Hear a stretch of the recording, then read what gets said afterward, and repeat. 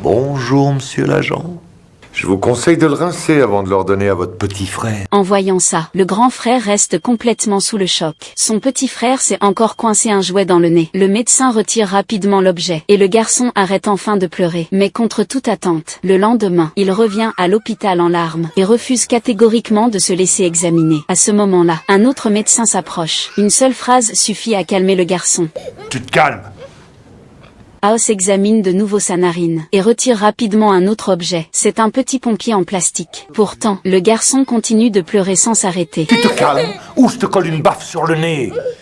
House décide de regarder plus loin. Son grand frère n'y croit pas une seconde. Avec une narine aussi petite, impossible qu'il y ait encore quelque chose dedans. Et pourtant, la seconde d'après, le médecin sort. Un camion de pompiers miniature. Même House reste bouche bée. Pourquoi cet enfant continue-t-il de mettre des jouets dans la même narine? Il pose côte à côte le pompier, le camion de pompier et le jouet de policier. Après les avoir observés quelques secondes, une idée lui traverse soudain l'esprit. Il se retourne et prend un puissant électroaimant. Après avoir vérifié qu'il fonctionne, il l'approche directement du nez du garçon. L'instant d'après, un petit chat métallique est aussitôt aspiré hors de sa narine.